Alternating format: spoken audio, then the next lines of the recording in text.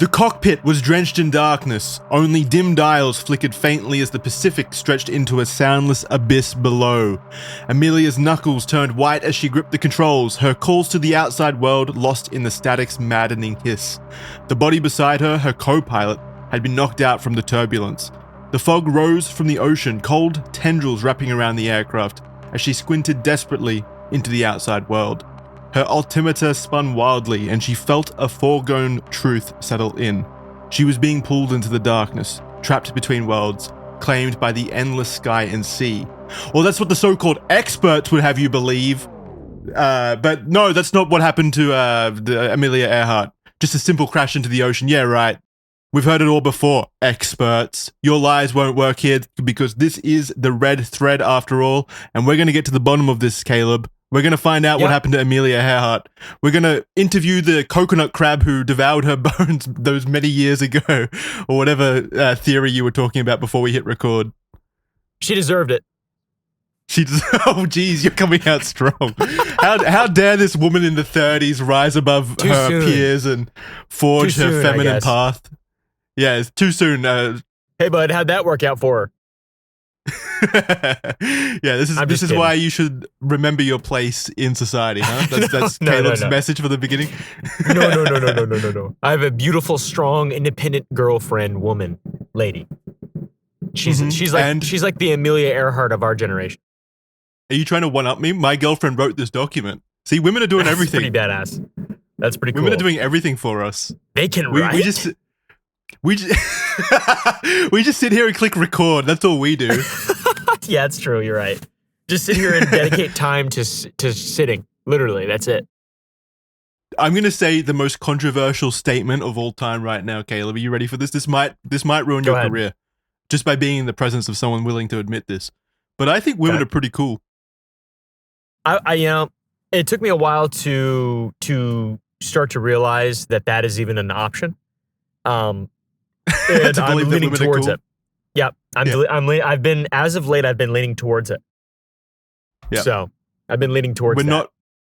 We're not just saying that because we'll get beaten up once we leave this recording session by the powerful women in our lives. We're saying it earnestly. But hello, this is Red Thread. We're missing someone. We're missing our own beautiful woman in that of Isaiah. He's gone rogue. He's recording. I think he's doing a Creepcast tour at the moment. Yeah, so live. He's not able to join us. And meanwhile, you missed last week's episode due to some kind of car crash, you said, or something? It wasn't exactly a car crash. It was extremely stressful. Driving. Let's say really stressful driving that resulted in a lot of negative feelings for multiple people. We'll leave it at that. That sounds like a very roundabout way of saying a car crash. What actually happened? Was there like a fender bender or? No, it was just so we took this RV on the road, this RV thing, and it's really big, and some roads are really small, and those roads, it's like it was a little. There were some squirrely moments, multiple. It wasn't just one specific incident. It was just like essentially white knuckle driving for 6 hours. Let's say that. Right. Yeah. So super stressful driving. Gotcha. Insanely stressful. Yeah. Was the road just like not wide enough basically to accommodate the van? Yeah, it is. There's some road. We made a bad decision in Texas and got in a bad area, and there's not just roads like that are meant for. Not roads that are meant for a F600 truck with a big old giant swollen butt on it. Big old tit. You would think the rural roads could accommodate those enormous trucks that you Americans love to drive. Yeah. But no. The infrastructure hasn't caught up yet. That's what Americans mean when they say American infrastructure is shit. They mean that all the roads can't accommodate these enormous trucks. We need more giant roads. More roads. We actually have a local rural road that everyone calls Suicide Road because if you drive on it, you're going to be committing suicide. Like you will die on that road. I don't know why it's still open or allowed to be driven on because every time someone drives on it, they die. It's actually like a national threat, just We should because of make a the video same on kind it. of. Yeah, that'll be my last video. Me dying on Suicide Road. Fantastic. My parents will be so proud. But yeah, it's one of those like rural roads that like wind up a mountain and stuff. It's like cataclysmic. It's like very narrow, very rocky. A lot of sharp turns where you can't see what's around the other bend, so you have to like go around very slowly. And yeah, I don't understand how it's legal, but it is. I'll tell you what though, to tie this into what we're talking about, Amelia Earhart would have dominated on that road because she was fearless. She was an incredible woman. I sound like Donald Trump then a little bit, saying incredible woman. Yeah, incredible woman, fearless. She was fearless. She was one of the best. I wouldn't have crashed. Before we continue though, people are probably looking at the screen and wondering why you're in a field. Do you want to explain that? Yeah, the RV trip kept going, and now we're in Appalachia, where I grew up, and we're just kind of hanging out pretty much. And it's like, internet's a little worse than I thought. Everything always turns out worse than you think when you're traveling. So next time I'll know how to, it's like, it's fucking nonsense, but it's beautiful. So that's really all that matters. Beautiful. I got this cool tree over here. Got a cool tree, but. You showed me, you before the call, you put on your webcam or whatever and showed me around. It looked fucking beautiful, like picturesque. It is beautiful. It's fucking beautiful. Especially, I mean, they're going to get 4K amazing footage of it. You'll have to have an editor or somebody. Full screen that bitch. Yep. Sorry, excuse me. All right. Yeah, I just burped a lot. That's what nature does to a man. Fills him with gas. Being out in nature. Yeah, exactly. So, all right. Cool. All right, now that we've got all the pleasantries out of the way, let's say, so basically to sum up what we were just talking about, Isaiah's gone, he's on Creepcast tour, and Caleb's in a field somewhere, and I'm in my dark, dingy room, and it's Red Thread time. We will be talking about Amelia Earhart, and again, my beautiful, wonderful, powerful, brave woman, my girlfriend, compiled this document for us to read through about Amelia Earhart, her hero. So it'll be linked in the description below. She chose this, by the way. I sent her a bunch of topics to choose from for this week, and she chose Amelia Earhart. I don't even think that was on the topic list, so she's really forging her own way. So she chose this one, so she really wanted to talk about this one, it seems. I didn't really realize there was a conspiracy or like a mystery element to this. I thought it was just like a foregone conclusion that she crashed. Yeah, anytime anybody goes missing, there's a lot of conspiracies. There's a lot of theories. True. Specifically, this one is like someone going missing, and then they're a really famous person as well. It's not just like some random lady in a plane. It's not like a John Denver type situation. But there are theories that he's alive as well. So, or like a DB Cooper situation where she parachuted out of the plane with hundreds of millions of dollars or whatever the fuck it was. Exactly, yeah, and landed in a log in Montana or something like that. Well, maybe DB Cooper landed on a tropical island and was eaten by giant coconut crabs. We're not too sure. He flew across the Pacific Ocean. Yep. I did not see that coming. That would be one hell of a conclusion to the story.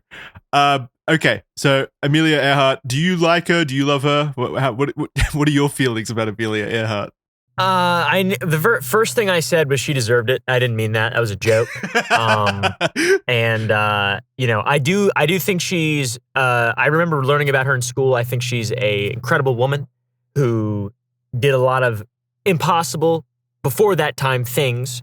And in her time, she was an absolute legend, and it is a travesty that she passed away. But also, play stupid games, win stupid prizes. Yeah, it's kind of like a foregone conclusion, especially in the 20s. Like to me, she's like an what's his name? The fucking stuntman that used to jump across buses and Evil die Knievel. tragically doing. Evil Knievel. She's like an Evil Knievel of her time, basically. Where like you're doing these, you're pushing the line forward or whatever in pursuit of personal accomplishment and world records and such. And there's inherent risk that comes with that, obviously. So it's if you keep doing it, you're gonna meet the risks sooner rather than later. But that doesn't mean And- that she's any less awesome or anything. I still think what she did was incredible. And not to mention, I mean, we're 100 years in the future. She'd be dead anyways. And there's 100% chance you will die eventually. And she just kind of got there a little closer. So. Yeah, and we're still going to be talking about her for hundreds of years to Exactly. come because she was literally the first person to do what she did, which is incredible. What's our accomplishment? Like, are people going to be talking about us in 100 years? That's the risk you're going to take if you want to go down in history, right? I hope not. I fucking hope not, dude. You I wanna hope people die aren't and be- talking about you? No, fuck no. Leave me be. You want to die in an unmarked grave? Yeah, exactly. I don't want to be mourned, grieved, or remembered. Yeah, I mean, fair enough. I want family. I feel like there's a middle ground or something, like people Maybe. that care about me dying, but maybe not like global inspiration levels of What she good has. does it do? You know, what good does it do, Jackson? Tell me that. What good does Well, it we do? pushed it forward. She made flying possible for women. Before So that, they what? weren't allowed in planes. Who cares? All right, let's talk. Let's talk about Amelia Earhart. Do you want to take the early life? I'll take it there. I'll take the early life. I feel as though it is my duty coming off so strong now that we are Yeah. shown a picture of this adorable child. Then I'm like, I feel like a giant asshole. Amelia Earhart was born on July 24th, 1897 to parents Edwin Stanton Earhart and Amy Amelia Otis. Amelia Mary Earhart made an impression from a young age. Her mother did not believe in raising nice, polite young girls, and instead of wearing pretty dresses and being quiet, Amelia and her sister were raised in a manner more befitting boys than girls of that time period, routinely running amok in the yard and returning home covered in mud and grime. Their childhood was filled with daily neighborhood adventures, climbing trees and collecting toads, worms, and moths. That's like my childhood, Yeah, pretty much. I don't know if I told. I doubt I've told this story on Red Thread, but over here in Australia, we have. Looking back, this is like a super fucked up tradition. It was called cane toad hunting. You know what cane toads are, right? They're like an invasive species over here in Australia, like these giant toads that were introduced. I believe they were introduced to kill locusts that were harming our farms, but then the cane toads started multiplying even quicker than the locusts, and they started becoming an enormous pest that ruined the farms as well. Anyway, so there's like this tradition growing up where you go out with like a golf club and just bash cane toads to death. It was super fucked up. So that was my childhood. Way less. That's not cool. I feel bad. I feel slimy thinking about how many cane toads I've killed, and it's a tradition that just everyone in Australia does. They are invasive and they do destroy. If you think about it, my feeling is like you still kill them humanely. You don't go out there and start bashing them to death with a golf club. they're right? toads. Hey, guess what? I feel like potentially you could, if there's like one of those justice scale things, you could weigh how much good you've done in your life through YouTube and everything. Which I'm feeling extremely nihilistic today. The most good you maybe have ever done in your whole life is killing those toads. What, really? I mean, in terms of the natural order of things, the net benefit, the natural order of things, potentially, because that will have such an effect for such a long period of time in that small area, you know? I guess, but also my problem isn't so much that they died, it's that I took like murderous glee and like bashing in their little skulls in with a golf club. Like that's so True. barbaric and mean and brutal. Yeah, and it's just like kind of hammered. It's kind of like hammered into you as a child. Like this is fun. Go around the streets with a golf club. I know. And I'm picturing like the cosmic scale example that you just brought up. And if we actually see that, it's going to be weighed so heavily to the many souls of the cane toads that I killed that I'm going to hell. I'm going to cane toad hell. Yeah. One cane toad is the amount of good karma as Mount Ushud flipped on its top. I genuinely do feel bad though. That was fucked up. I wish I could turn back the wheels of time. That's fair. Yeah, I think. I used to collect toads, worms, and moths as a child. I never killed many toads, to be honest. I felt a great shame when I would accidentally step on one or run over one in a car or something like that. Well, now I do. Yeah. Ever since I understand, like beforehand, and this is turning into like a therapy session between me. It's okay, Jackson. Pouring this out. But like I did it before I had the concept of death, and then after I had the concept of death, I was like, holy fuck, that's fucked up. And then I was just like over the top sad about any kind of like death I would cause to animals. Do you go hunting? This is like a weird segue. I do. Yeah, I feel like that's got more of like a utilitarian purpose, right? Because you're actually using the thing. Yeah, there's an argument for it for sure. There's a sound argument for it. You eat it, and also there's a level of conservation. There's not many natural predators now. Our fault, obviously, but yeah, it's definitely there's a utilitarian justification for sure. Yeah, I don't disagree with that at all. I'm just I wish I didn't do it to cane toads. All right, you can continue. Before we move on past cane toads, I actually bought 2. Real easy to buy cane toads. Yeah, I wanted them as pets. I bought 1 and they sent me 2. And I now understand why they are super invasive. They're illegal to buy in the state that I was in. And I released them, and now there's a huge cane toad problem. At around 7 years old, Amelia had her first taste of flying when she built a ramp on the roof of her family's tool shed with the aid of her uncle. She took up a wooden box to the top of the ramp and hopped in, sliding down and flew off the roof. 1 broken box, a busted lip, and destroyed dress later, Amelia screamed in delight to her sister, "It's just like flying." The concepts of soaring through the air captivated her immediately. Gliders and airships, dirigibles, and zeppelins. What the fuck's a dirigible? I've never even seen that word. I've never heard of that word either. What is a dirigible? Is that an airship? Because it's got airship next to it. What? Shit. Why have I never heard this word before to describe airships? It is. It's just a zeppelin. Dirigible. It's kind of crazy to me how like futuristic airships look now, and they were literally like the first concept of flying. Really. Yeah. Until one of them things popped.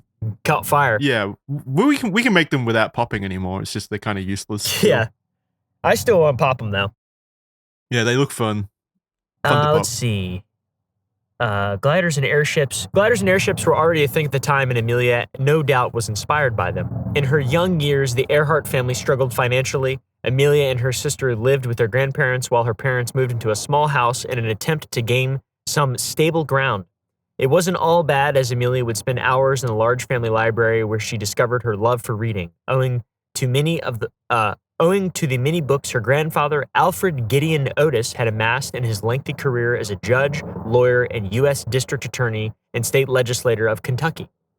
Hey, so she came from a prominent family then. Nepo baby. Baby. She only flew because of nepotism. Take that, women. Your hero has been destroyed by us. She doesn't deserve it. Yeah, that's all lies. She's definitely not a nepo. I guess nepotism was a really it was probably worse back then at the turn of the 19th century or 20th century. Worse as in like more prevalent? Yeah, probably, because there's just less people. Maybe, yeah. And more... Wait, is there more disparity between wealth now than there was then? Like, I feel like people were probably... Like, the 1% were probably richer than... No, it can't be. I don't know. I don't know. That's a good question. But it said her family struggled financially here, so maybe her grandparents didn't want to support them? I don't know, dude. That seems crazy. Her family struggled financially, but her grandfather was a judge. Had a library? Yeah, and he had a fucking library. He owned books? I was so poor, I only had a small library full of it was mahogany and not walnut. I think owning books back in the early 1900s was a sign of nobility and wealth. No one else owned books. I agree. I think that's true. Yeah. Do you think that owning books now is a sign of nobility?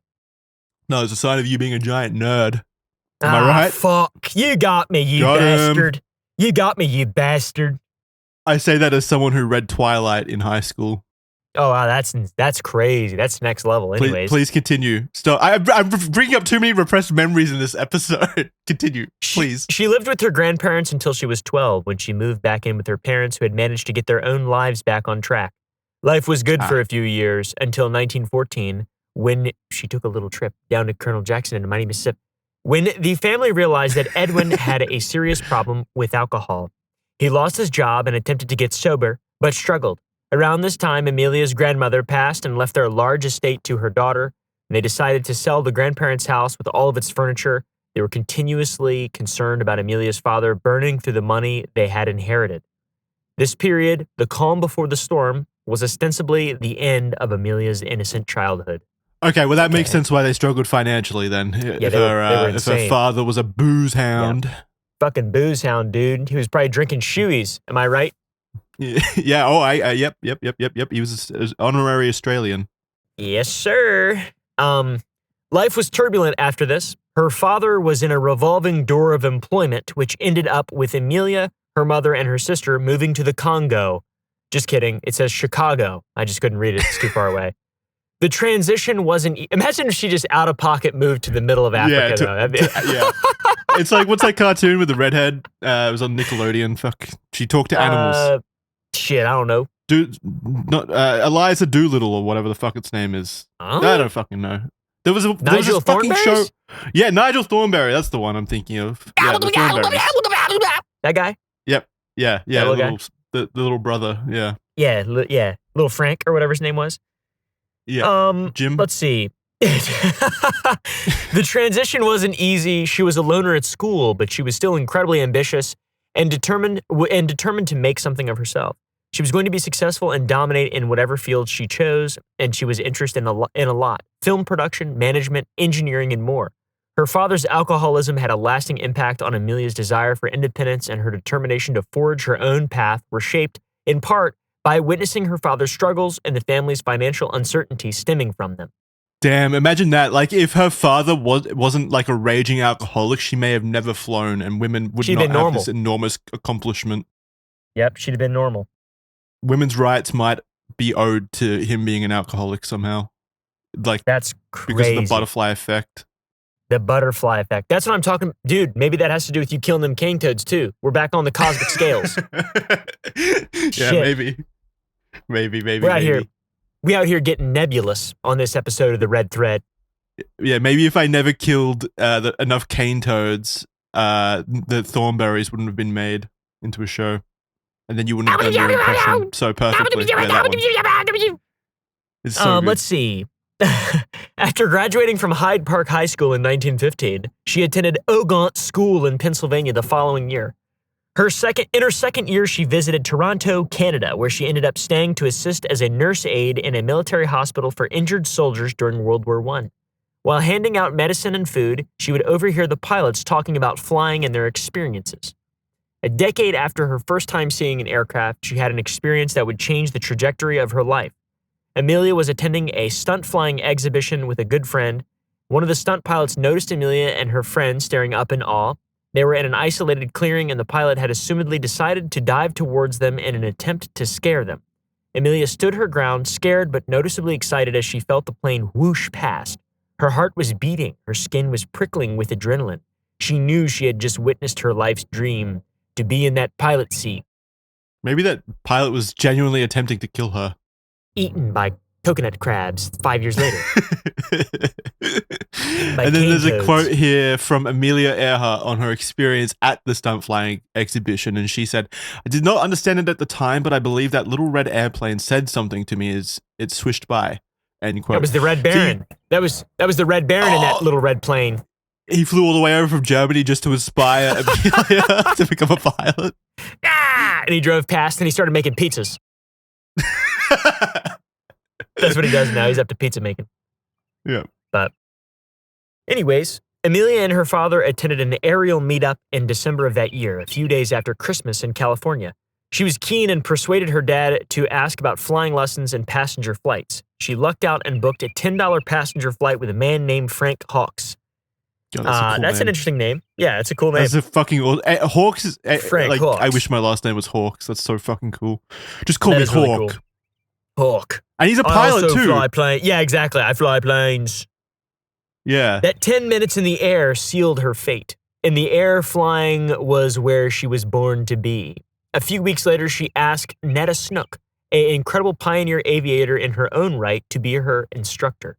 What are these names? All these names sound made up. This sounds like a fantasy novel. Netta Snook. So that's a woman as well, flying a plane? What the fuck?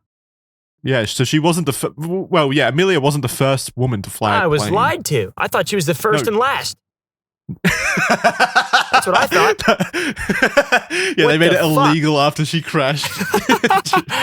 They're like, see? No more. See? We told you this would happen. Yeah, bunch of white guys in big powdered wigs making decisions. See, we told y'all. No, yeah, she wasn't the first to fly a plane. She was the first to fly, to push the record of how far she flew. Yeah. Without stopping. And then she died though.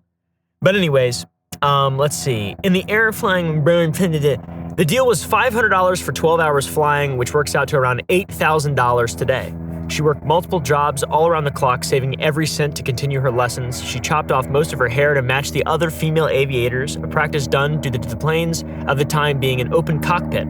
She also dedicated her free time and all her effort into improving her skills. Wait, I know the planes were open cockpit, but how did they stop that from getting hit by birds and shit? Because I know current planes have that issue where the windshields get smashed in by bird strikes and the jets blow up because birds fly into them and shit like that. I can't imagine flying with an open cockpit and not being at risk of being hit by a random bird.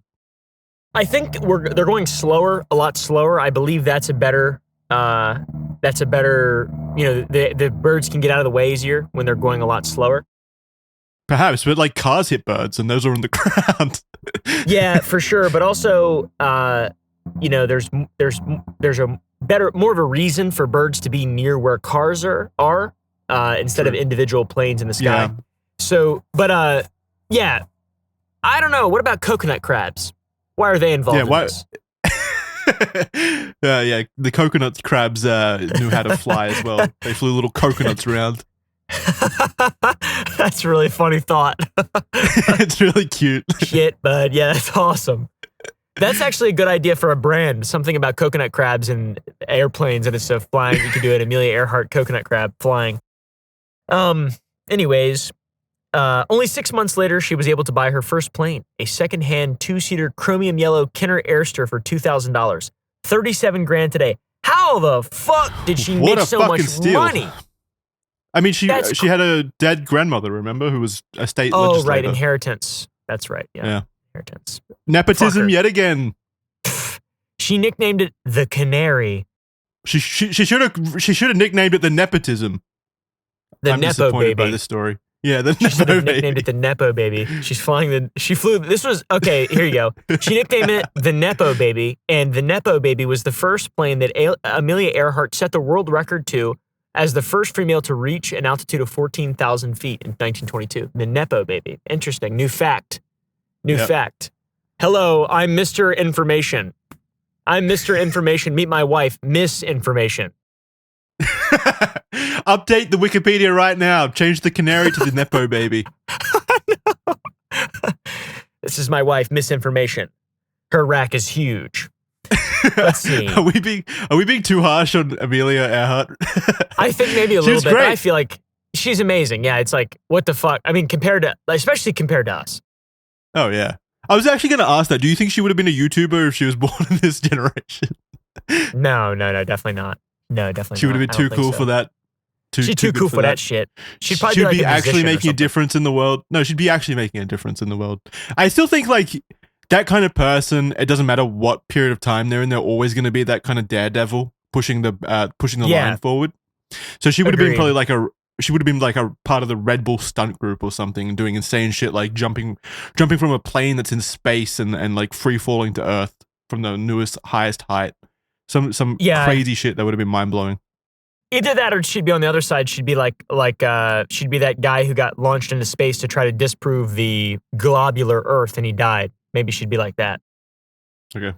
Or maybe she'd be tending over her open range coconut crab farm. That would be an interesting other life, to be honest. She was able to afford the canary. Oh, this is when it talks about the affording of the canary. She was able to afford the canary. It wasn't the Nepo baby. Due to her inheritance from her grandmother, as well as her working multiple jobs, primarily as a social worker, but also as a photographer, truck driver, and stenographer. Oh, see, she was a good person as well. She was a social worker awesome. and shit. She's way better than us. Yeah, we suck, dude. Those cosmic scales are they're out of whack. Yeah. The following year, she obtained her pilot's license, making her the 16th female in the United States to do so. Damn! Only 16? 16.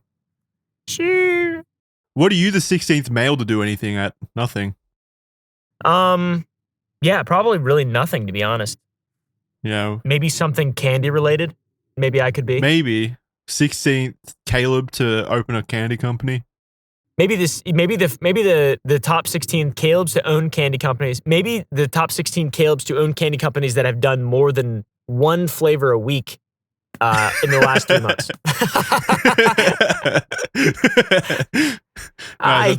That's a good list to be on. There's something, all right, out there. The next 8 years were up and down, Jackson. A failed investment. Because she was flying, she was landing and taking off a lot. Exactly. Good pun. A failed investment and her inheritance from her grandmother withered away. She decided to sell the Canary in favor of a Kissel Goldbug car in yellow.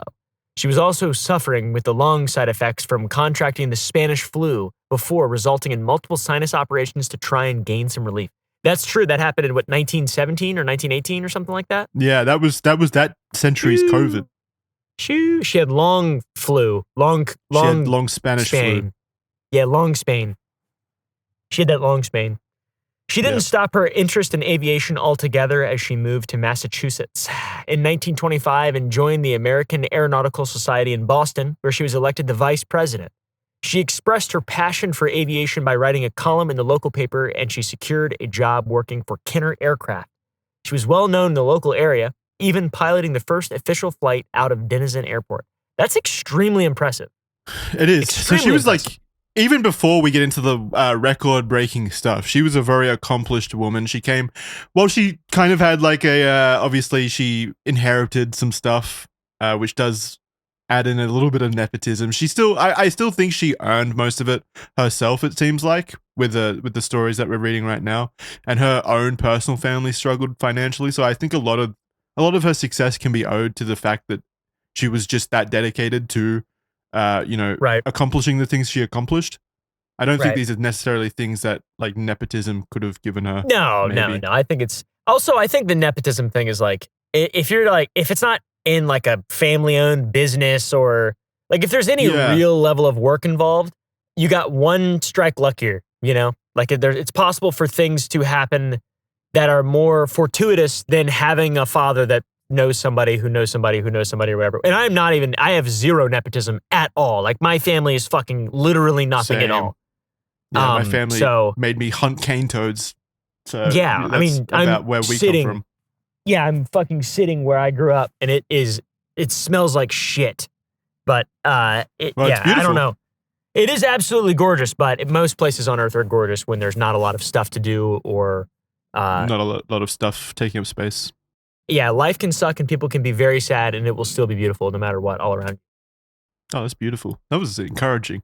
But yeah, I feel like if there was a nepotism angle to this, she would have done something other than just flying. Like this seems like something that would only have been accomplished by her being extremely dedicated herself and like gaining the skills necessary to be able to fly this effectively and push the line forward. It's not something that nepotism would have really accomplished. If it was nepotism, like she would have just taken over as like U.S. District Attorney or something, you know, or a judge or a lawyer, or the things that her family had experience in. Yeah, I think the nepo argument most of the times I've heard it is just like it's fucking nonsense, but definitely exists for sure. It does, but yeah. All right, take this one, my brother. Yep. Amelia takes the Atlantic Ocean, which is that dumb little ocean next to the east coast of America. It's pathetic. It's a whiny little ocean. Nothing like the Chad Pacific Ocean off my coast, you bitches. Yeah. With your Atlantic Ocean. Nonsense. One sunny afternoon in April 1928, Amelia was working when a call came through for her. She initially brushed it off, disinterested and busy with the tasks at hand. The man on the other end was insistent enough for Amelia to not immediately hang up the phone. The man began to list off references, and a stunned Amelia went from confused to very, very excited. The question came through: how would you like to be the first woman to fly the Atlantic? Without hesitation or thought, Amelia said yes. For bold, unafraid, and ambitious Amelia, this was not an opportunity she was going to miss. The wheels began to turn, and she flew to New York to meet up with the coordinators of the project. There was book publisher and publicist George P. Putnam. That name sounds familiar. I'm not sure if I just because I edited this document. Well, obviously, but like the name Putnam, is that like a prestigious family in America or something? Yeah, Putnam. but I recognize that, but I can't pinpoint where it is from. Yeah. Neither. Anyway, Putnam. George P. Putnam, who later went on to become Amelia's husband, pilot Wilma Stultz, and co-pilot and mechanic Lewis Gordon. The word about this undertaking was already rampant, with news publications across the world talking about the risky and dangerous flight Amelia was about to undertake, which makes sense considering her husband was literally a book publisher and publicist, so he would have been able to get this news into news publications pretty easily, I would imagine. 3 people had previously died while trying to become the first woman to fly across the Atlantic Ocean, which obviously shows how dangerous this was. Holy shit, 3 people. So wait, just to interrupt you there. So 3 people had died and there were 16 female pilots. Yes. So that's crazy. That's a very short list of female pilots. Like, let's say there were 16 and 3 of them may have... Because unless they were flying unlicensed, I guess, that's a possibility, right? I don't know. True, yeah. I feel like if they were flying across the Atlantic Ocean, they would have been licensed, though. Anyway, that is a small list of people that would have then died from trying this accomplishment. Amelia didn't let this deter her. They flew out from Trespassy Harbor. That's a cool name. It's Trepassy. Never mind, I thought it was Trespassy. Trepassy Harbor. Trepassy Harbor in Newfoundland, Canada, on June 17th, 1928. Their plane, a Fokker F-7 called Friendship, that's wholesome, I guess, called Friendship, carried them across the ocean for 20 hours and 40 minutes, where they then arrived safely at Bury Port, Wales, to a parade, and even when they returned, to a reception at the White House held by then President Calvin Coolidge. Do you know that guy? Do you know? Yeah, he was a loser. Why? Give me some facts about Calvin Coolidge. He didn't do shit, man. He didn't do shit. He was a piece of shit. He didn't do shit. He was handsome. That's it. I think that's the right guy. It might be someone else. Did he get a second term?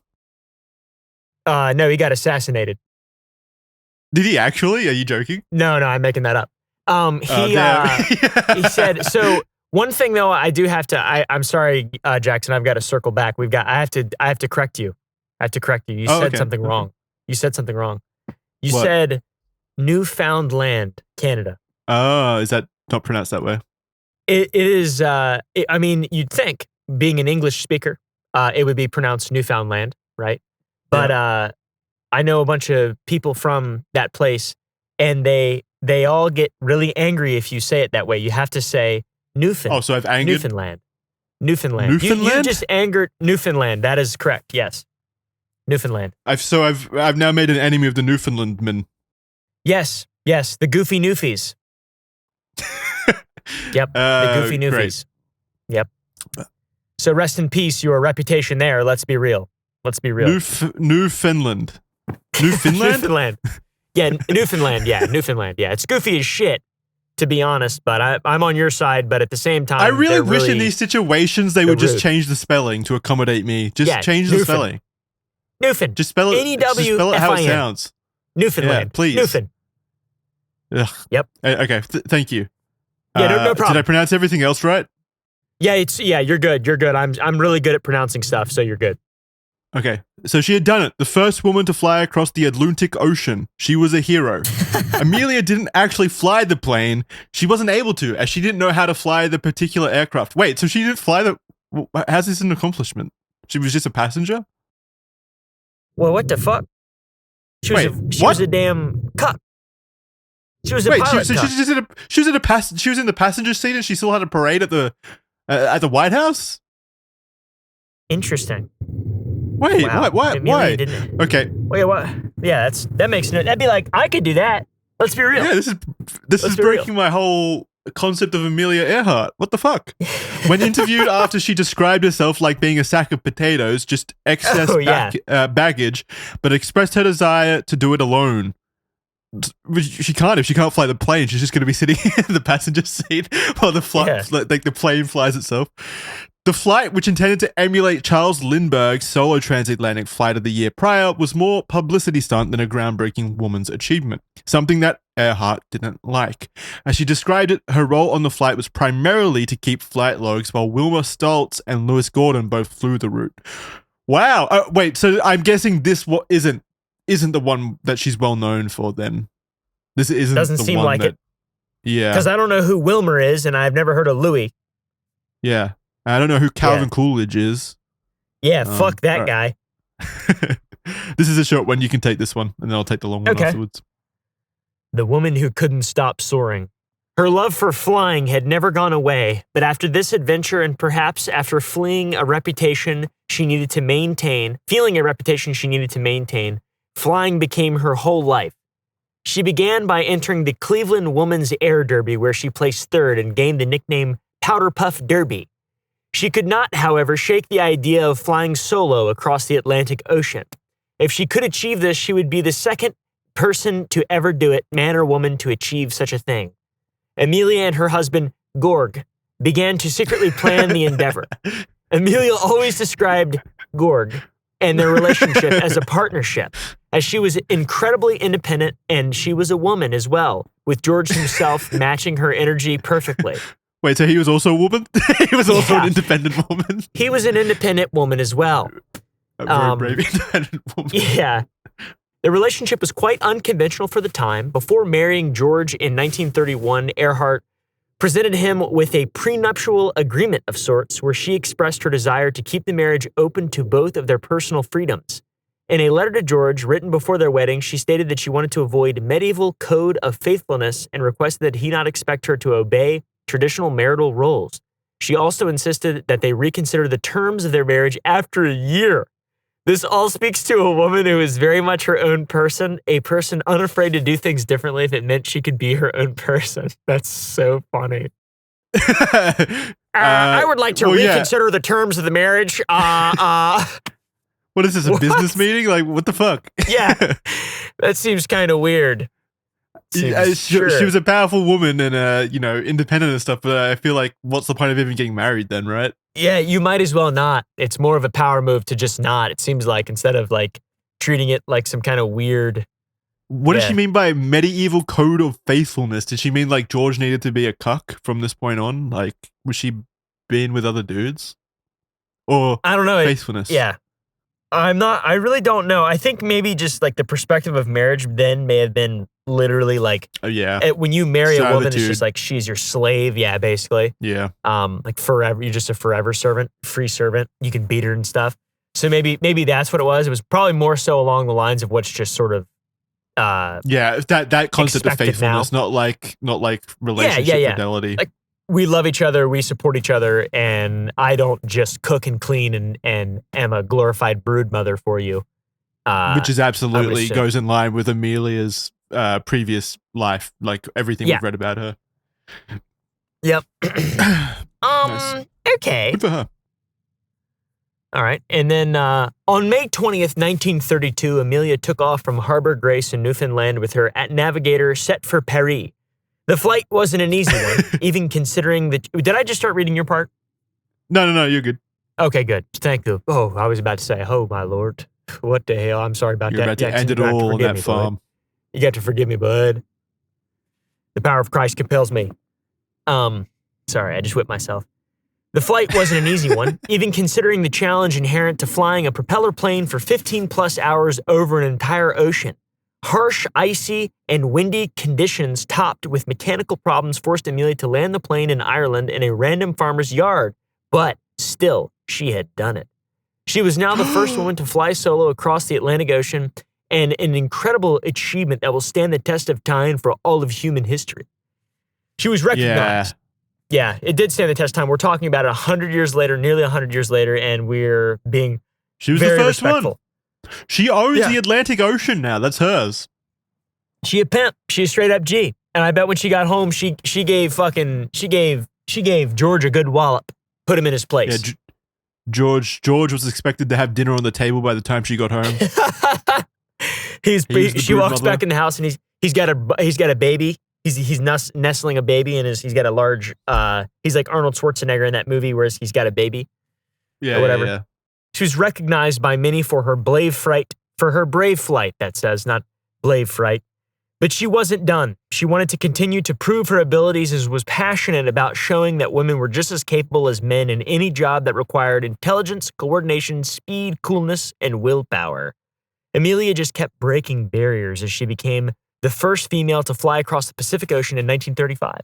She flew from Honolulu, Hawaii to Oakland, California, and it took her 18 hours and 16 minutes in her Lockheed Vega 5C. Okay, well, wait a second. Hawaii? She flew from... That's not the entire Pacific Ocean. Hawaii is like halfway across the ocean. Yeah. You skipped half of it. F her, dude. Fly from Australia. F her, dude. Yeah. So 18 hours from Hawaii to California. Yeah, that doesn't count. Surely Dude, not. actually, that would be so... Imagine flying in the sky just 18 hours, fucking... It's the early 1900s. You're just in an open cockpit, and there's shit flying past you. There's no land, and you're just... like flying through the air. God. You're just screaming, trying to stay awake. Dude, I can't even stay awake. Like, yeah. Holy shit. I don't know. I feel like you'd probably stay awake if the cockpit was open. I completely forgot that. That's crazy. Actually, 18 hours in an open cockpit. Yeah. What was it? An just open fucking screaming. Lockheed Vega 5C. It may have been closed in by that point. Lockheed Vega 5C. Yeah, this looks like a closed cockpit. All right. Well, once again, she's been proven as a fraud. I'm just kidding. We're spending this entire episode just diminishing this incredible woman's achievements, removing them systematically. This flight marked her as the first aviator, man or woman, to achieve the solo crossing of the Pacific Ocean. When she landed, a crowd rushed to her plane in celebration. She joked that she was happy to be home again despite the overly enthusiastic crowd. But Amelia wasn't done. She was the sort of person who would never be done. There would always be something bigger, greater, and riskier that Amelia aimed for. Her new challenge? She wanted to be the first woman to fly around the world. Sorry, I had one of those inappropriate laugh moments. I thought about the end of the video, the end of the story. You remember the coconut crabs, where this was all going. I remember her looking over at her dead co-pilot. No, but yeah, I mean, to be fair, like it says here, she was the sort of person who would never be done. This was only ever going to end one way. This was inevitable, yeah. Which is both sad, but also like incredibly fucking cool and inspiring, honestly. Like having that kind of grit and determination to make something of yourself to this degree, even if it means death. The first attempt. Amelia began to prepare as she approached her 40th birthday. The planned flight would be around 47,000 kilometers, which is 29,000 miles for you Americans. For comparison, her Pacific flight, the one from Hawaii to Oakland, California, had been around 3,875 kilometers. So this was a step up. Believe it or not, the Earth is large and round and not flat. She was given funding from Purdue University to purchase a Lockheed Electra 10A plane for $50,000. It needed some modifications, specifically extra fuel tanks for the long journey it was destined to make. I think she was still stopping a lot. I mean, you can't fly around the planet even today, I think, with our jetliners. Like, there's no fuel capacity for that. So, yeah, like, she would have needed to stop multiple times, but I guess they made the extra fuel tanks just to make less frequent stops. The next year consisted of test flying and preparing, and ultimately her first navigator, Harry Manning, proved to have pretty poor navigation skills when Amelia needed someone who was almost pinpoint perfect. Because, yeah, this was back in the day when like they actually navigated by looking at the stars and also just looking outside of the plane. Like, I doubt they had like good instruments to read heading and stuff, right? Or even maps. So it would have been literally like I don't even know. The plane. Yeah, it would just be the most I could ever see is you have like just a regular ass land nav. You have a compass and then fucking maps, but if the weather's bad, it would not be possible to navigate properly. I mean, helicopters still crash because of that now. Yeah. So navigation is one of the hardest parts of flying and stuff. Well, I don't think that was a navigation issue, was it? That was like the actual instruments. Yeah, I believe it was instruments and related to some kind of inclement weather type, like fog or some shit in a mountain. Yeah, altitude. I think it was fog. But yep. Yeah. She settled Doesn't on matter, it Fred sucks. Noonan to take over or to add his navigation skills, a ship captain who was experienced in sea and air navigation, having previously worked for Pan Am, which is a now long deceased air travel company, I guess. Pan Am. It was around until like the 80s, I think, and then it was shut down. Her first attempt was, however, ultimately a bit of a failure. They left March 17th, 1937, with the plan for Fred to help navigate Amelia from Hawaii to Howland Island, and then Harry Manning, the not very good navigator, in parentheses here. Harry Manning's catching strays from my girlfriend. I guess he offended her with his lack of navigation skills. Harry Manning would help her to Australia, where she would then tackle the rest solo. However, during takeoff at Luke Field on Ford Island at Pearl Harbor, something went wrong. The plane veered off the runway, ground looped, and crashed. The exact cause of the crash remains debated, but the general consensus is that a tire blowout occurred during takeoff, causing loss of control. After the crash that damaged the aircraft, Amelia regrouped with her team. The dream was not over to her despite the major setback. She rushed to get the plane rebuilt, secured more funding, and replanned her route. She was now going to fly from west to east instead, a change brought on from the changes in global wind and weather patterns. Harry Manning left the project. Was he the bad one? Yes, he was. Yes. Harry Manning left the project, leaving just Fred and Amelia, who on June 1st left Miami to embark on attempt number two, which Amelia herself claimed would be her retirement flight. So, yeah, she changed directions. So she was flying across America first. So she started on the west coast of America. She started on the east coast of America in Miami, and then she flew down to South America, across to Africa, up through Asia, and then down to Australia. That was the route. And then back across the Pacific to the west coast of America. I'll take this next bit as well because it's short. Gotcha. Yeah, go ahead, bud. Amelia Earhart's final flight. And I'll take this one because I don't want you laughing, obviously. After multiple stops along the way, Amelia and Fred arrived in Lae, New Guinea on the 29th of June. 35,000 kilometers had already been completed, and 3 days later they set off on a 20-hour flight across the Pacific Ocean to Howard Island. So they were like right at the end then, because they had done 35,000 kilometers. So they were so close to the finish line. They just needed to cross the Pacific. There was over 4,000 liters of gas in the tank for the massive trek, as they carried more than they needed just in case of any emergencies. The US Coast Guard cutter ship Itasca was ordered to sit just off Howland Island and was Amelia's radio contact. Other ships were also stationed at the island and had every light on their ship lit up, as the island they would be landing on was so small it was necessary for Fred and Amelia in order to identify it. Yeah, how the fuck do you land at night on a remote island in the 1930s without any kind of like instrument guidance and it's dark outside? Like, how the fuck did people do this shit? Just pure instinct. Bud. That's crazy, man. That's crazy. We should do that. No, I'm good. As they flew through the night, the pair was surrounded by dark skies and rain. Fred's favorite form of navigation was celestial, but in these conditions it proved to be somewhat impossible. And celestial is, for people that don't know, that's like what that's what the fucking ships, the naval ships of the past used to use to travel the oceans. They look up at the stars and stuff, and that's how they guide themselves. Which is cool. We need to go back to that. Everyone delete Google Maps, delete your GPS and stuff, and let's only use celestial now to drive places. Bring also, back traditions. Sunstones. Those Vikings had those stones that you could hold up in foggy and overcast weather, and you could see where the sun was, so you could determine your direction as well. It's pretty cool. So you could always see where the sun was, regardless of the fog impeding vision. Yeah, it's pretty interesting. How did it work? Did it just glow? The stones glow if it was in the path of the light?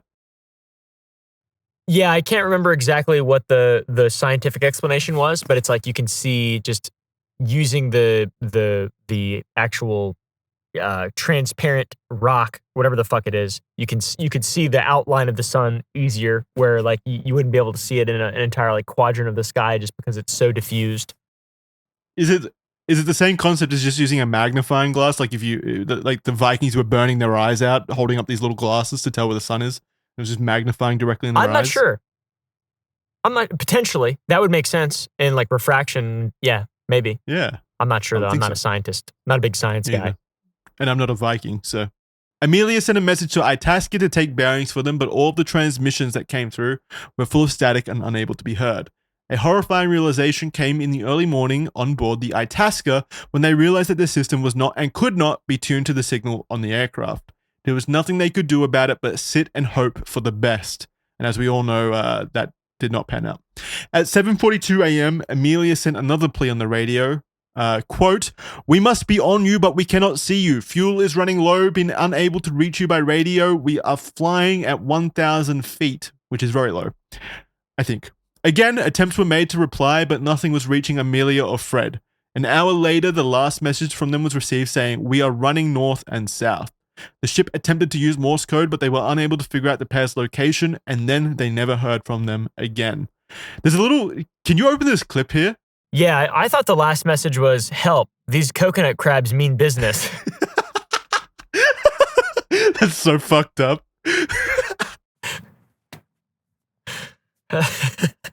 I'm not adding on to that one. Is this a video I'm supposed to watch? Yeah, let's just run this for a little bit. So this here is a clip from the 1930s, 1937, about Amelia Earhart's disappearance on television and stuff, because it's such a like Pacific. I love videos like that. The world was so cool back then. Everything felt like so, I don't know, it's rose tinted glasses, but I love that aesthetic and stuff. It's cool. Yeah, the world was quite aesthetic back then. Yeah, it was a vibe. What followed was one of the most extensive air and sea searches ever conducted throughout naval history. It started just an hour after their last message with radio contact. Itasca began their heading north after assuming that's where they would be, but the terrible weather forced them to cut their efforts short. The Navy very quickly got involved, launching seaplanes and battleships to aid in the search effort. They searched and searched for weeks as news headlines began to circulate, one newspaper declaring, and this is the headline, "Chances of finding pair placed at 1 in a million." So get your bets in now. Those are good odds. You make a lot of money. Yeah. The days of searching dragged on, with everyone desperate for any signs of Amelia or Fred, but it was fruitless.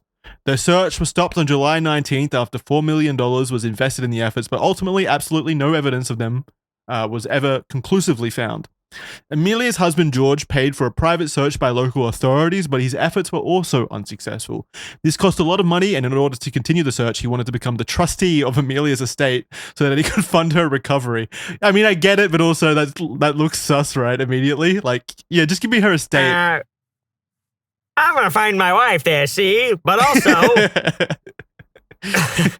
Did they not have any suspicions when his new wife afterwards was a giant coconut crab? Normally, you have to wait 7 years to be declared dead in absentia, but he asked the courts to waive this considering the circumstances. This was approved by the courts, and Amelia was officially declared dead in July 1939. Yeah, I mean, I get it, right? Like, he wanted the money to conduct the search and stuff, because he probably didn't have his own money, because he was a stay-at-home dad. Yeah, stay-at-home husband and father and husband of a coconut crab with a Stinger missile. Who is suspiciously holidaying in Hawaii at the time. Strange, very odd, unexpected, let's be real. Okay, so these are the main conspiracy theories. I guess, I don't know if they're conspiracy theories, more so just like potential answers to what happened to Amelia Earhart, what people believe.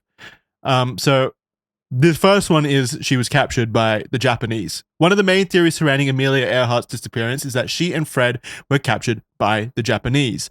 The thought or the belief is that they flew off course and ended up over the Japanese-held territory in the Pacific, where they were then captured and possibly executed. Japan was heavily engaged in the Second Sino-Japanese War between the Republic of China and the Empire of Japan. The relationship between Japan and the United States wasn't openly hostile, but it was certainly tense in the lead up to World War II. You think of Japan nowadays and you think of like anime and cool stuff, but the Empire of Japan was a completely different structure, really. They weren't as nice as the anime would have you believe during that time period. So it's pretty believable that, you know, if someone did crash land in Japan with the tensions between the two countries at that time, then they possibly, it's like what the relationship with North Korea is at the moment, right? Like not openly hostile, as in like we're not warring against each other, but there are definitely like diplomatic issues between the two countries. The evidence for this particular theory lies in a photograph said to be taken on Jaluit Atoll in the Marshall Islands, possibly by a US spy. It depicts a bunch of people standing on a dock, and the picture is below, by the way, Caleb. I'm going to be putting it up on screen, but you can see the picture below with little magnifying glasses showing the people in question. There is what looks to be a female facing the other way, crouched down, that looks suspiciously like Amelia Earhart, according to those who believe the theory. Another male to the left looks a little like Fred, and then to the far right, it showed what many think could be their plane in the water. The theory suggests that after failing to locate Howard Island and running low on fuel, Earhart and Noonan, Edward Noonan, may have landed on the Marshall Islands, which were under Japanese control at the time. Proponents of the theory believe that the pair would have been taken prisoner then by the Japanese under suspicion of spying for the United States, and then they were transported to Saipan, where they were then either executed or later died in captivity. So you see the little pictures here. What do you think? Do you think that woman in the middle looks like Amelia Earhart? I don't know how you could possibly tell. Yeah, it seems like fucking nonsense, I'll be real, but it's fun to think about. It is fun. It's fun to think about. It's a funner idea than them just crashing. Although not funner for them if they were obviously taken to a concentration camp style thing. Yeah, that would be really unfortunate. But it makes sense though. I mean, it was a tough time for the Japanese Empire. They were kind of assholes. So it makes sense. Yeah, I could absolutely see them doing something like this. There's no denying that there was tension between Japan and America in the 1930s, but could this really be them? The theory came to light in 2017, which is recent. Holy shit, this only came up in 2017, when a documentary on history, the History Channel, called Amelia Earhart, The Lost Evidence, broadcasted this image as possible evidence that the case was closed and solved. But the reception was very mixed. A man named Kota Yamano, a Japanese historian and blogger, became interested and wanted to investigate this new evidence. On his blog post, he showed that the photograph actually came from a travel book that was published in 1935, which was 2 years before Amelia and Fred began their flight across the world. It only took him half an hour to find the origins of this photo. When later interviewed, Kota said, quote, "I find it strange that the documentary makers didn't confirm the date of the photograph or the publication in which it originally appeared. That's the first thing they should have done." Which, yeah. Good point. History Channel. I mean, what does the History Channel do these days? Don't they do like suck. Ghost hunting videos and stuff? They're not like the most reputable of sources anymore. Yeah, it's bullshit. Yeah, it's total nonsense. It's been nonsense for a long time.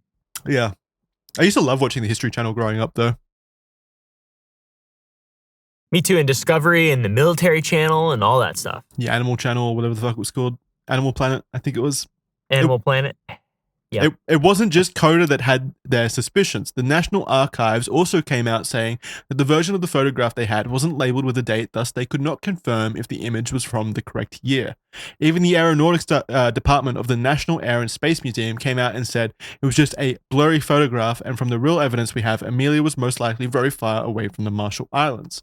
Of course, this sent a lot of criticism to the History Channel, forcing them to cancel any upcoming runs of the documentary, and they announced it wouldn't make it to any streaming sites, and they have simply pretended that it never existed in the first place. That's awesome. Fuck them. They suck. That's the History Channel I know and love. Although it had incorrect facts, there were talks of Marshallese locals claiming to have seen the pair on the island under Japanese custody, as well as US military personnel reporting hearing stories of 2 American flyers being held on Saipan. While the photograph is certainly unlikely to have been the pair, it is still ultimately possible that they were captured by the Japanese Empire, given, secondhand accounts of what happened. However, both the US and Japanese governments have both officially denied any evidence of the capture, and the eyewitness testimonies cannot be corroborated. There's simply no evidence to lead much impact to the idea. I mean, the photograph. So I think this idea was something that had existed for decades at this point, and then the photograph came out on that History Channel episode or whatever, leading more kind of support to the theory, but then obviously it was debunked pretty quickly. What do you think? How likely out of 10 do you think that this one is? Wow. It makes sense from just like a vacuum perspective. Mm-hmm. It's kind of where she was. She was in the area. Japan, kind of a bunch of assholes. People have been known to crash their airplanes, and the Japanese have taken them hostage. For example, George H.W. Bush, one of the presidents of the United States of America. Well, wait, was that that was during World War II, like, right, though? Was it? That was during World War II, yes. Yeah. And yeah, I mean, there's just like a lot of that stuff has happened before. So it sort of makes sense, but at the same time, it's like, I feel like she probably just fucking crashed and exploded and died as well. Yeah. I mean, I feel like if they did, we're 1,000 feet. If they did take her, like the Japanese government now would still have like reports of that, surely, unless they were operating so independently back. Yeah, in they the probably would have Japanese said something about it. Yeah, like there would have been no real point to like leaving that private, I guess. All right, now this one's a fun one. I remember this one. Yep. Some believe that Amelia survived the crash and returned to America, where she lived under the name Irene Bolam, a New Jersey banker. The theory first gained traction in the 1970s when the novel Amelia Earhart Lives, written by Joe Gervais and Joe Class, was released. Why were they so set that Irene was Amelia? Apparently, in the 1960s, Joe met Irene and had this sense that he knew her.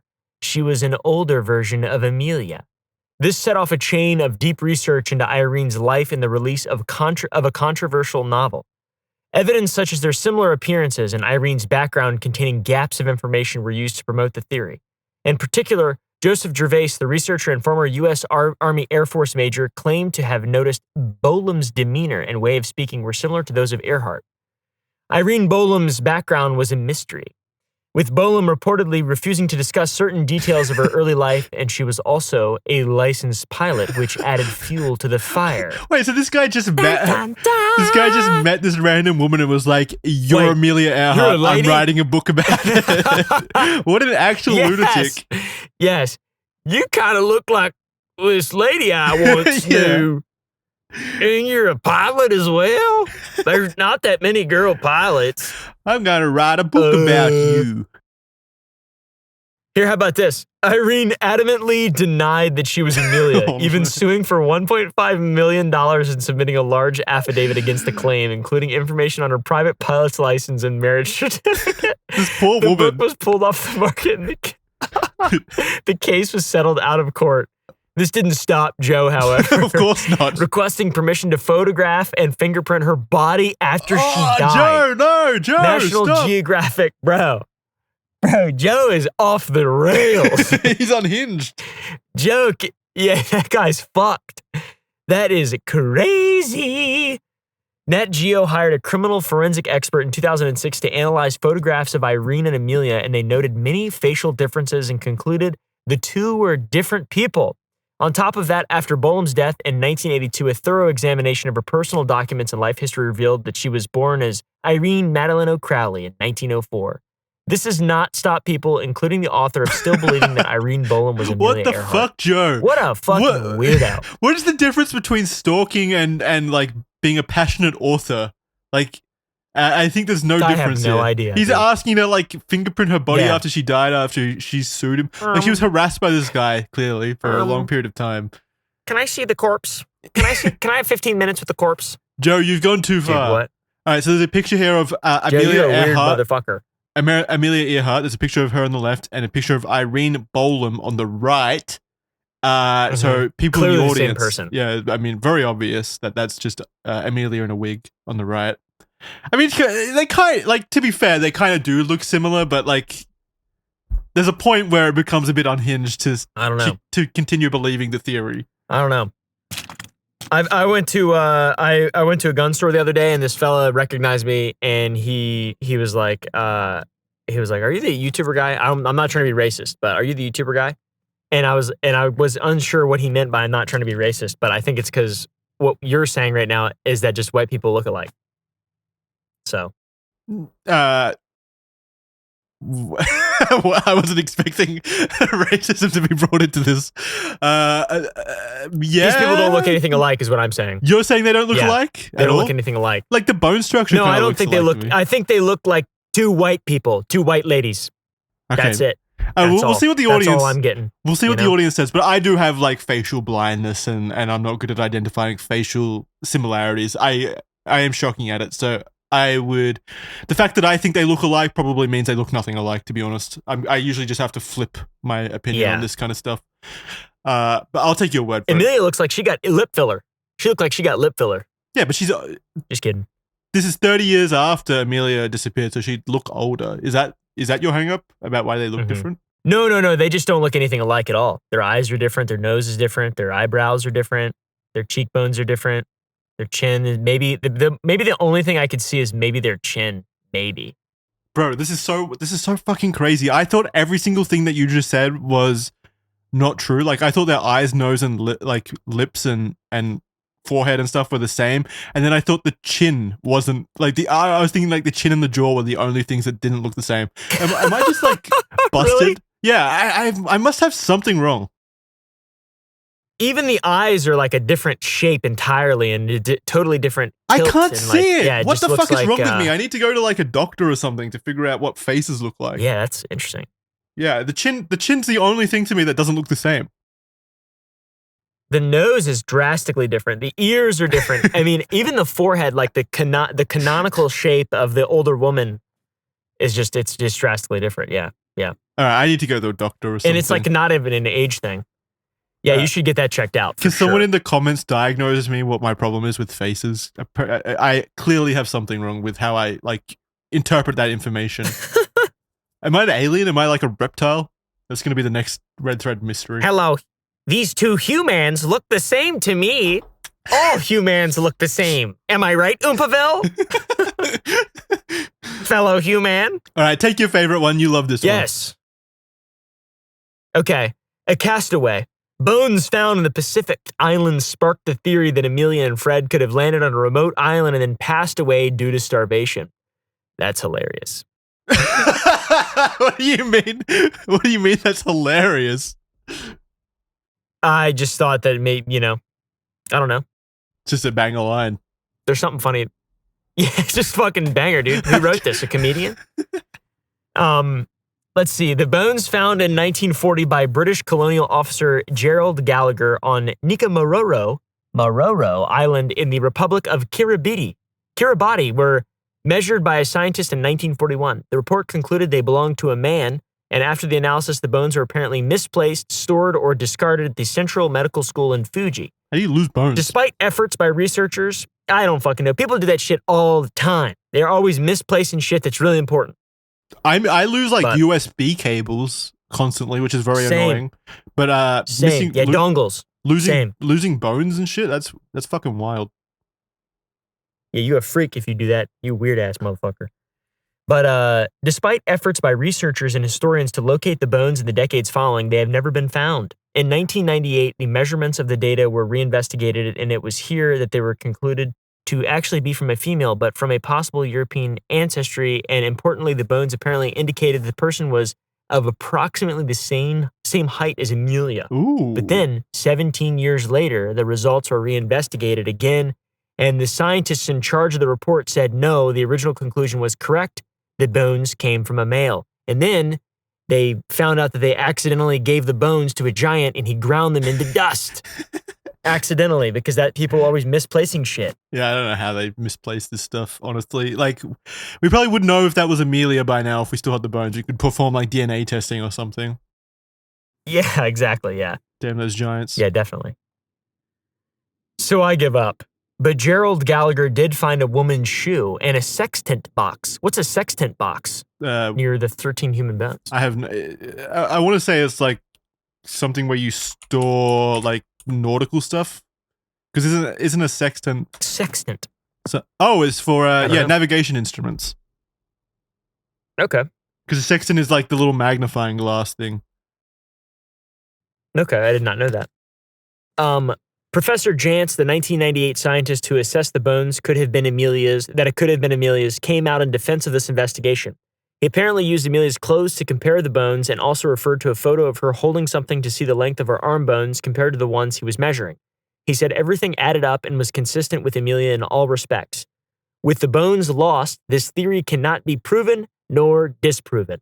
However, people online believe Amelia crashed on the island with her only companions being the coconut crabs that called the island home. Coconut crab mention. Specifically for you. Yes, sir. Are you an expert on the coconut crab theory? Is there an actual theory that the coconut crabs ate her, or is it just the idea because she potentially landed on this island and bones were found there? That's where the coconut crabs come from. Crabs, they're scavengers. So if she died, she would have been. If she died out in the open in the exterior and nature had access to her, no doubt coconut crabs had a fucking feast. Yeah, right. So For sure. because they're the only like scavengers on the islands, I would assume. I guess birds, possibly. I don't know. But coconut crabs, likely. Coconut crabs, how large are they? They're the big red ones, aren't they? Yeah, they're big. Yeah. These are enormous. Yeah.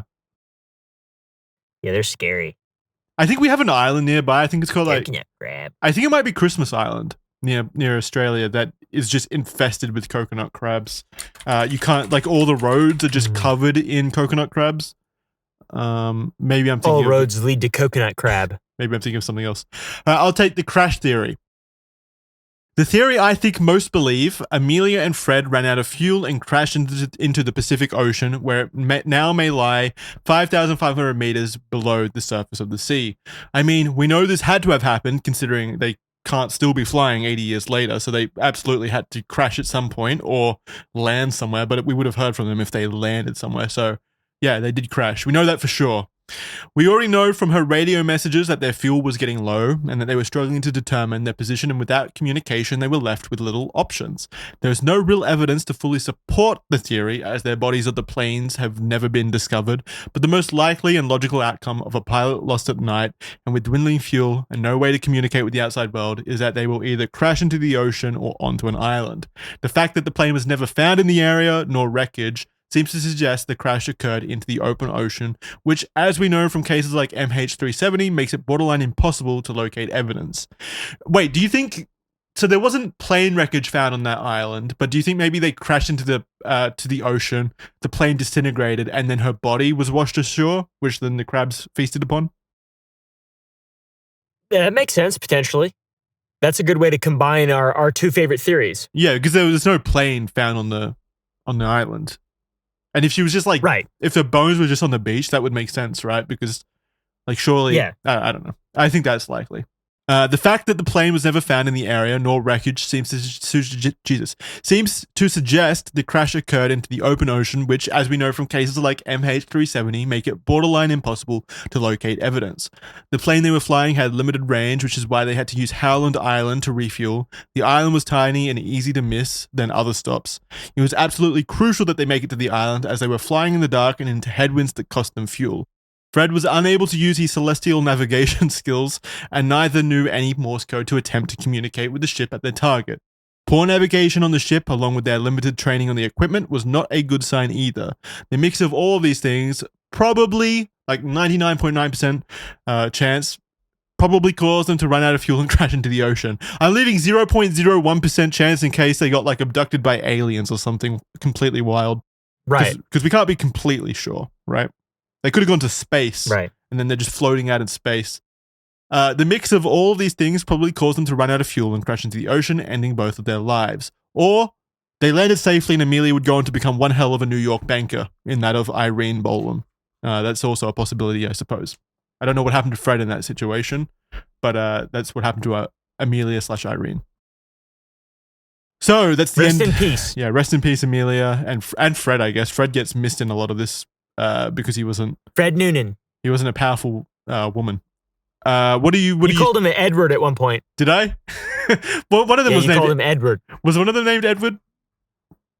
I don't recognize an Edward, but I think maybe potentially. Okay. There was no Edward potentially that died. It was only Fred. I think I just self-inserted. That was fan fiction. All right, what do you think? What do you think from your beautiful farm? Tell us what you think what your belief is that happened. I think she crashed into the ocean and washed ashore and was eaten by coconut crabs. Yeah, I think that's the most likely idea. And I like that because the bones, like, why else would the bones be there? I mean, there could have been a bunch of other crashes and stuff, but it does seem to line up. It does seem to line up. All right. Well, she definitely crashed. We know that. And those bones could have been her. I'm going to say that the Japanese got to her, though, just to add some diversity to our beliefs. What do you think? Comment down below. The Japanese took her in and then freed her after World War II, but she had to live as a New York banker for some reason. She's like a sleeper agent, a Japanese sleeper agent. Waiting. She changed her name to Irene. Yep. Irene Bolam. All right, that's going to do it for this episode. She probably crashed. Big thank you to Amelia Earhart for breaking the barriers that she did and giving women like my girlfriend, a historic moment to draw reflection from and inspiration from. I don't fucking know. I don't know what to say about this. I feel out of my element considering I'm a stupid man. What do you have to say? Rest in peace. Yeah. Thank you for all of you've done. Rest in peace, Edward. Yep, thank you for all you've done for young women and old women and all that stuff. And I remember her being super, like a positive, shining light.